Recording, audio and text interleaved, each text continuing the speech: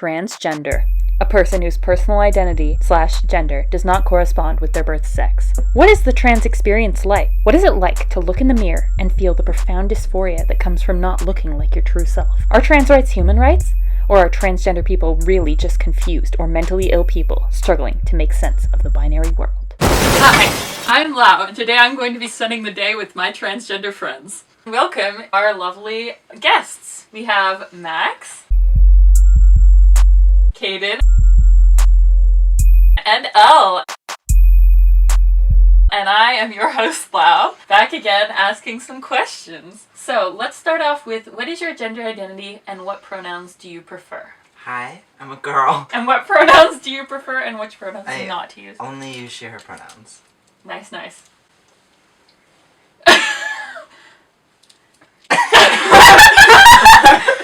I'm non-binary and whatever works. All pronouns. I'm non-binary. I use she, they pronouns. I'm not too partial though. Kind of whatever. Yeah. Alright. How did you start to clue in that you were not cis? Being a guy was just like, it didn't feel right. Like, it just was like it was like, I was used to it, but I was like, this isn't quite right. I'm missing something here. Something's a little off. Yeah. And like, I would just do a lot of things that were just like very not cis. Like? Like, I don't really believe in God, but I'd like pray to God to make me a girl. At a young age?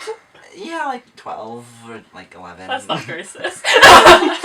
Or me and my friends would play Minecraft and do Minecraft challenges where if you'd lose, you'd have to change your skin to a girl, and I'd purposely lose. One time we had to change like our whole name, like our skin and our name to like more like feminine for a whole month, and I purposely lost that. And then you were Maxine. Yes. And now that's your name. Yeah. How it comes all around. How did you first start to clue in that you were not cis? Well, you. I don't know, just... I basically told you that you weren't cis. Yeah, and it made a lot of sense. I diagnosed you with no gender. How do I live with this? But yeah, that's kind of how it went. I just sort of figured out it was a thing. Like, obviously I knew it was a thing for other people, but it's hard to apply it to yourself until you were diagnosed. And, like, that's not like, you were this and I just accepted it. It was like, oh wait, that makes a lot of sense. And then, like, I think this is the actual thing. And also, I do relate to, Max with a couple of things like that in, like, younger, not quite to the same, like, degree, but, like, game characters and same thing. Same thing. How did you first start to clue in that you were not cis? I don't know when I started to clue in that I was not cis. Oh, you were like, you don't seem cis. And I was like, yeah, you're right. Really? Yeah. When did I say that? Like 4 months ago or something. Like 6 months ago. I'm always right. And then I just like didn't stop thinking about it for a long time and was like, okay, if I'm thinking about it this much, I already went through the process of trying to figure out my sexuality. Like, if I'm thinking about it this much, I can't sleep because I'm thinking about it, like, gotta run with it. Gotta run with that.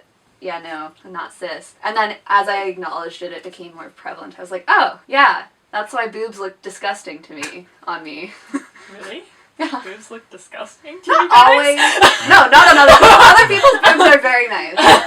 But, like, the way boobs make clothes look is just gross on me. Anyways, that's an Opposite of example. what you said. And, like, I don't know, I didn't clue into it when I was younger, but I never felt like a girl. I don't know, I always felt non-binary. It didn't feel like a big change, because I was just like, oh yeah, that's the word for, that's always been what that is, right? Yeah. Just like to add a little note that I predicted every single one of these guys is coming out. I Got know us. your sexuality, even if you don't, and your gender identity. Alright, question 3. We already kind of touched on this, but were there any specific childhood experiences that should have clued you in? You weren't cis? Stories, please. I guess, yeah, like what Kaden was saying, like with video games, I would always pick like the female characters and just like be like, why would anyone choose the guy characters?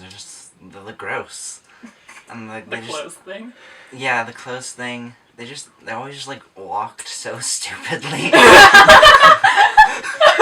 Oh, yes, buying clothes. I hated buying clothes. I think there's just always like, I'd always like go shopping with my parents and just wish I could like buy the girls' clothes. There's just like so many more and they were just like so much cooler.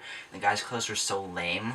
Yeah, that's true. and boring. Yeah, you always told me. I just wish I could wear girls' clothes. Like, be a guy, but, like, wear girls' clothes and, like, shop in the girls' section because they are so much more nice. But, like, I also wish they'd fit me like a girl. Like, I wish I had boobs. And I was like, okay, That's cis. I'll just listen. Yes. Anyways, similar thing, like the game characters. It was like, when you had a choice to choose the one that looks like a guy, the one that looks like a girl, it was like, okay, so either I go with what I should or what would be cool, and it often I used to play this Pokemon game, and I'd play for like the first quarter of the game, and then I'd restart the game and go to the different character, and I'd switch between the boy and girl, and I'd do just that like repetitively over and over and over again, and because like I'd get to the same point and I'd be like, this isn't right, and I'm like, wait, I'm not allowed to do this. It wasn't like this isn't right, but like with the girl it's like, I'm not allowed to do this, and the guy's like, nah, I'll do the other one, and it was just really funny. So yeah, that. Just indecisiveness. So I should have picked up on that. As the AFAB human here, I used to like, whenever I'd play games with my friends as a child and we pretend to be like characters, I always pick boys' names. So I was Tyler. I was Tyler a lot. I used the name Tyler for like everything. And I think I liked the idea of like messing up gender roles and stereotypes. As a young child, like, I was like, I'm a girl named Tyler and I look like this, and it's sort of a weird mix of what I see as girl and boy because that's what the world is showing me. So yeah, I did that. I always knew myself Tyler. Question 4. How would you describe your experience with dysphoria? It just makes me really tired, and yeah, I guess for me it's like, just makes me very unmotivated whenever I get dysphoria, and makes me really tired and just like not want to do anything. Just want to lay there and cry and just not do anything, just like be a blob on the floor. Like depression, but pointed. Yeah. Gender depression. Gender depression. This is a good place to interject that like not all people who are trans also experience dysphoria. It's very common. That's how a lot of people know that they're trans. However, it's not like an exclusive thing. You can consider yourself trans and be trans without experiencing dysphoria. Euphoria is better. Yeah, Yeah, we it's love better. euphoria. My experience with dysphoria. I don't have like super intense dysphoria. It's just like kind of what you said. Actually, I was nodding during that because I was like, oh yeah, that's definitely what happens when I'm like, ugh. And also you change your clothes a lot. Changing clothes and like being really indecisive and everything just feels gross, like sticky. Like your clothes feel sticky. I know that. It's gross. See? Yeah, your clothes look sticky. Your hair looks sticky. Everything, your body looks sticky. Things are sticky. Gender is so sticky. Now everything feels sticky. Alright, question 5. What gives you gender euphoria? So we're on to the more positive flip side of dysphoria. The euphoria. I guess being gendered correctly. That's nice. I guess like wearing certain clothes that just make me feel better. Like anytime I catch like a slight glimpse of any part of me that looks slightly feminine, it's like, oh, nice. Nice. My experience with gender euphoria, I love gender euphoria. It happens a lot, which is sort of funny because I don't experience so much dysphoria, so I'm a lucky NB here. Like you said, like, it's almost like it's just like little flashes, and it's like, you see yourself and you're like, whoa, that's a good angle. Yeah. That is a good gender angle right there. That is good. Or you'll like see other people and you're like, I want to look like you so bad. Like, so bad. I want your gender presentation so bad. I find a lot of like non-human things also give me like gender euphoria, like octopuses do for some reason. Like octopuses are a gender euphoria moment, and like having octopus things, which seems sort of weird. Or like fairies. Like the idea of octopus looking like a fairy is very euphoric for me. Anyways, yeah. So like clothes and stuff, looking like a fairy. Alright, it's me now. I don't know. It just... Kaden's the bottom. Window... I don't know. It just... like, it's happened. I don't think it happens quite in the same way, like as many small flashes. Like, I know there's been instances where it's like, oh, that's big, but I don't think it's in response to, like, wearing something specific, because, like, I think pretty consistently, it's like, that doesn't, the things aren't right in that sense, so it's like, something else happens, but I don't actually know what it is. It's funny, because I know, I've experienced this. You once, like, texted me a big blob. Whenever you're really gender euphoric, you just, like, are very talkative and could, like, go on forever about exactly how it feels in your body. Like, it seems like a very sensory, sensational thing. That's it's like you can, like, feel it or something. Yeah, I can, like, tell where it is in, like, my hands and stuff. even though it's like not the You hands have a very themselves. nice hand. Do you feel the buzz of gender euphoria? And, like, the location isn't tied to like what the euphoria is about. It's just like that's where the nerves are going. Question 6. Are you planning to physically transition? Little disclaimer, do not ask your trans friends this without prompting. It can be kind of a personal question. It's best to like wait for it to be offered up or to come up naturally. So are you planning on physically transitioning, and if so, how? Well, I'm hopefully gonna start estrogen at some point. I don't know when. My doctor's supposed to call me sometime this week. Like surgeries, I'm not sure yet. Good answer. Kaden? Should I say probably not? I don't know. I feel like for the NB aspect, I don't like transition isn't like quite within that for me. Just in the sense like I like the neutrality, and so like either way works. It's mostly like what I wear, and like obviously there's aspects that could be cool, but like it probably fluctuates. So right now I don't know. I don't think I would medically transition. Like, nah. I don't think so. But I don't know. But no. I don't know. I don't know. Only on Fridays. What? How do you feel about the myth that being trans is a mental illness / trans people are all mentally ill? I think that dysphoria is technically like a bit of like a disorder, like an illness. But even if it was, that's not much of an argument, because if someone is like mentally ill, you should help them. And so our whole argument is very stupid, because like, okay, then help them. And the help is? And the help is transitioning. You heard it here. Yeah, it's just a very stupid argument. That's literally exactly it. Like, I've heard arguments about people being like, oh, these people need to be institutionalized because they're mentally ill and we need to help them and we're being so good because otherwise they're just taking our tax dollars stuff. It's like, it's very stupid. But it's like, okay, you're like halfway. You've acknowledged that there's something to be treated. Obviously that can like be interpreted in bad or good ways, but I think the perception that there can be something done is good, because yes, exactly, the treatment is transition. Like that is what we do to help people who want to transition. We have a solution. There's a problem and there's a solution that works for many people. I would assume why do we not support that? Gender dysphoria is probably one of the most easily treatable mental illnesses and probably one of the least treated mental illnesses, unfortunately. Well, I think the problem is we need to destigmatize mental illness. Yes, exactly. When we And say then trans mental people, illness, like, when we it's not say mental illness, offensive. like, we're not saying trans people are all crazy, like, at all. We would only imply that. No. What we're saying is that, like, gender dysphoria is, for a lot of people, tied to a mental illness, like we were saying. It shows up like depression, yeah. And that is obviously a mental illness that should be treated at a certain point. One of the things that is a little stupid about, that I've heard some people talk about, like when they're trying to get on hormone replacement therapy, is that if you have like major depression, they have to treat that first before you can like really start doing HRT, which is generally stupid because it's usually the dysphoria that is causing the depression, and so you can't treat it. It doesn't get better, and then they just never like get HRT for a long time.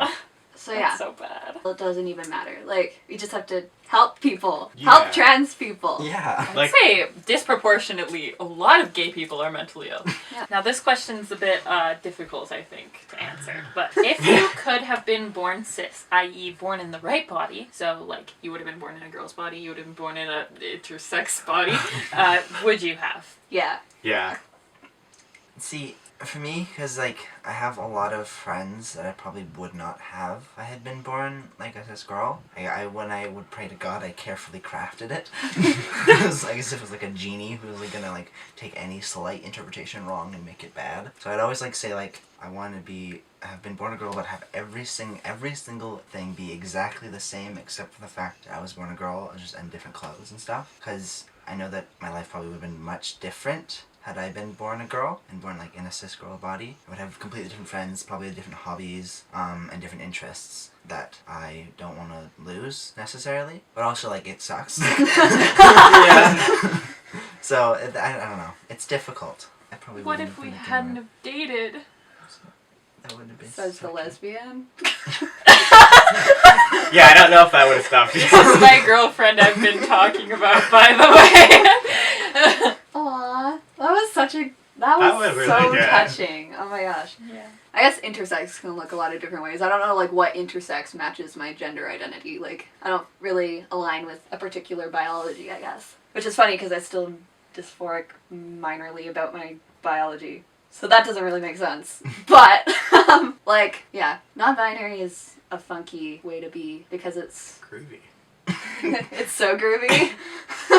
Because it's not really represented by like a physical form as much as like male, female, guy, girl is. Androgyny. Final question.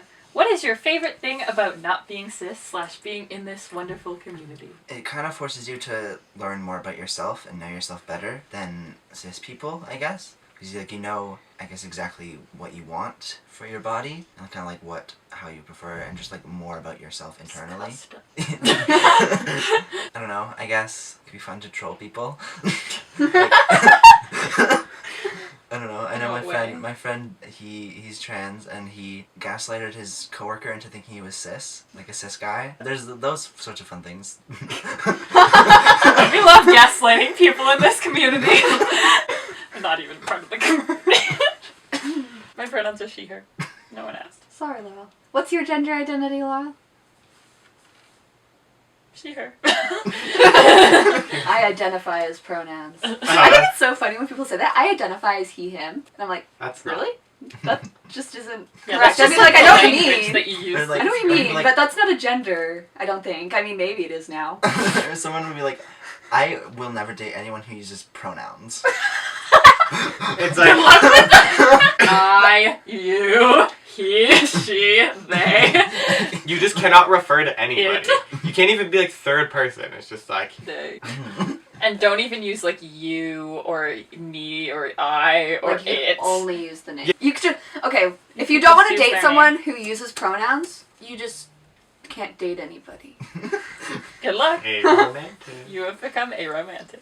I don't know. I think the thing like there's the cool aspect that like Max was talking about, just that there's a lot more thought like goes into it maybe than if you were unaware. Also the fact that like it's an intersection of a lot of identities as well, which obviously lots of groups are, but I think it's just really cool that it's like, wow, look at this big old bubble and you get to chill and be part of it, and there's not really any like specific way, just kind of like if you're the thing, you're the thing.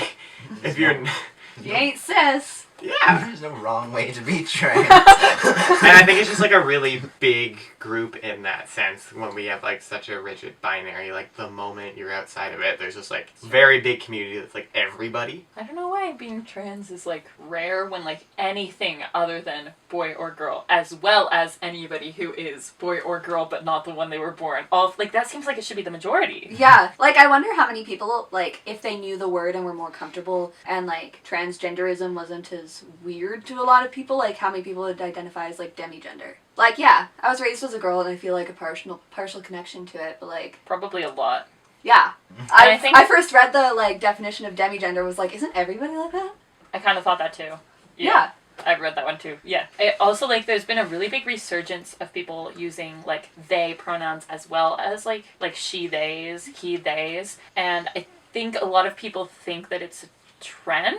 Like people see people using those pronouns, but I think that what they're like misunderstanding is that for a lot of people that's just their way of showing that they are not fully a girl. And so it would make sense, or a boy, like it would make sense that would be the majority. And I think yeah, Yeah, that actually makes a lot of sense. It makes a lot of sense if like everybody used like a they pronoun and then like yeah, a like gender almost pronoun. everyone, yeah. Like obviously that's not the way it is, and I don't wish that, but it just makes sense in my brain. Yeah, I feel like it Yeah. would be the majority. Like obviously Like, Max. Neutral or Yeah, don't this. use they for Max. That's wrong. Yeah. Incorrect. Only she and Only. her.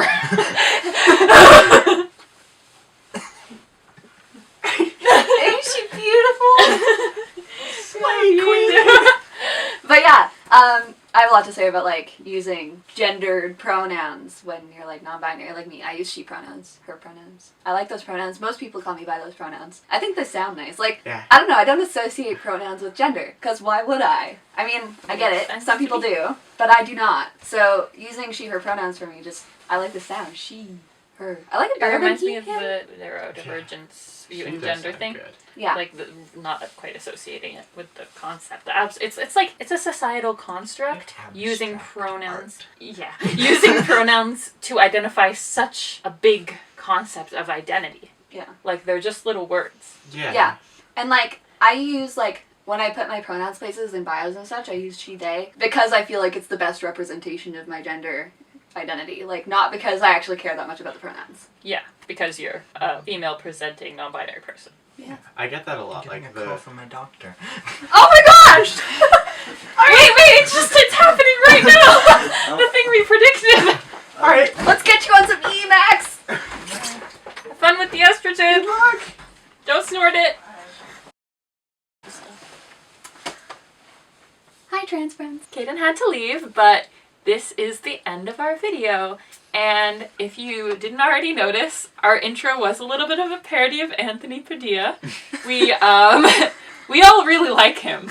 We really love watching his videos, right? Yeah. Yeah, we really enjoyed, especially the talking to asexuals, He and did I spent a day with asexuals, aromantics. We should do a video reacting to that. Yeah, we should. If you want to see a video of the Spacey Aces reacting to Anthony Padilla's interview of asexual or aromantic people, let us know. Yeah, we would love to do that. So yeah, we're all really big fans of Anthony Padilla here, especially the two bros chilling in the hot tub 5 feet apart because they're not gay vine. Sending So, love to all the trans humans in the world.